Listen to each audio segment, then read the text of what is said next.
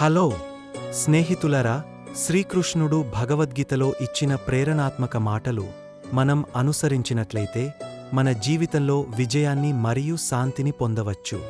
ఈరోజు మనం శ్రీకృష్ణుని 5 విలువైన మాటలను తెలుసుకుందాం. కర్మణ్యేవాధికారస్తే మా ఫలేషు కదాచన. నీవు కర్మ చేయడం నీ హక్కు, ఫలంపై కాదు. శ్రీకృష్ణుడు అర్జునుని ఈ మాట చెప్పడం ద్వారా కర్తవ్యాన్ని నిరంతరం చేయమని, ఫలంపై ఆలోచించవద్దని సూచిస్తున్నారు. మనం కష్టపడటం మన విధి, ఫలితాలు అనేవి కాలంతో వస్తాయి. యోగస్థః కురు కర్మాణి సంగం త్యక్వా ధనంజయ. యోగముననే పట్టుకొని కర్మ చేయుము, ఆత్మబంధములను విడిచిపెట్టుము. శ్రీకృష్ణుడు యోగమును కలిగి ఆత్మబంధములను విడిచిపెట్టి కర్తవ్యాన్ని నిర్వర్తించమని చెప్పడం ద్వారా మనకు స్ఫూర్తినిస్తారు. మనం మన మనసును స్థిరంగా ఉంచుకుని కర్తవ్యాన్ని నిర్వహించాలి. అసత్యం అజ్ఞానం పాపం భయం చ భవతి జన్మనః.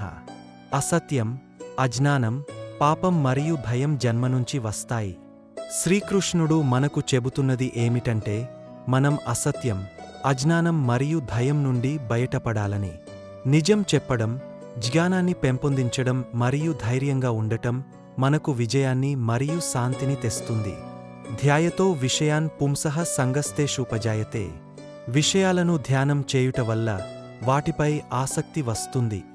శ్రీకృష్ణుడు మనకు చెప్పడం ఏమిటంటే, మనం ఏదైనా విషయంపై ధ్యానం చేస్తే దానిపై ఆసక్తి కలుగుతుంది.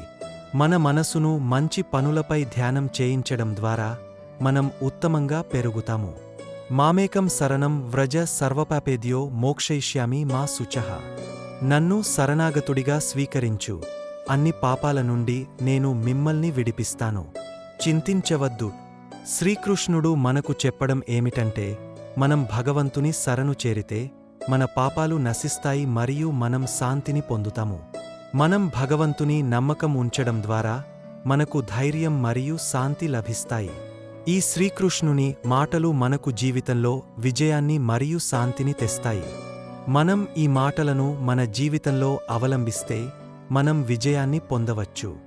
ధైర్యం, కర్తవ్యము, సత్యం, ధ్యానం మరియు భగవంతుని